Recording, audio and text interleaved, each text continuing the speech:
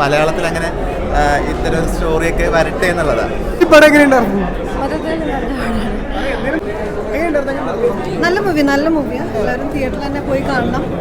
വളരെ ഒരു ഇൻട്രസ്റ്റിംഗ് ആയിട്ടുള്ളൊരു മൂവി. എനിക്ക് അർഫാസിക്കയുടെ വളരെയധികം ഫസ്റ്റ് മൂവി ഭയങ്കര ഗംഭീരമായിട്ട് ചെയ്തിട്ടുണ്ട്. 3 പേരും അടിപൊളിയായിട്ട്, ആസിഫ് ഖാൻ, അമല പോൾ, ഷറഫൊക്കെ നന്നായി ചെയ്തിട്ടുണ്ട്.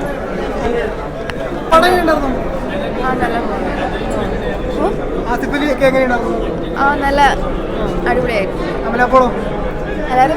മൊത്തത്തിൽ പടം എങ്ങനെയുണ്ടായിരുന്നു? നല്ല പടമാണ്. ഡിഫറെന്റ് ടൈപ്പ് ഓഫ് പടമാണല്ലോ, മലയാളത്തിൽ അധികം കണ്ടിട്ടില്ലാത്ത. ഒരു ക്രൈം ത്രില്ലറാണ്, ഡിഫറെൻ്റ് ആണ്. കുറച്ച്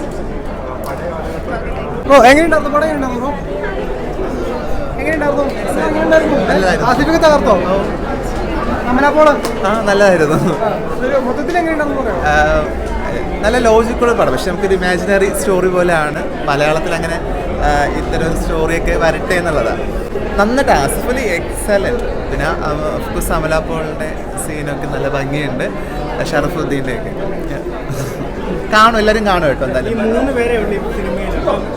പക്ഷേ ഈ 3 പേരെ ഉള്ളൂ എന്ന് നമ്മൾ പിന്നെ മനസ്സിലാവും. നമുക്ക് അടുത്ത എൻഡ് വരെ നമുക്ക് തോന്നില്ല 3 പേരെ ഉള്ളൂ എന്നുള്ളത്. പക്ഷെ കുറച്ചും കൂടി ഡെപ്ത് ഉണ്ട് സിനിമയ്ക്ക്.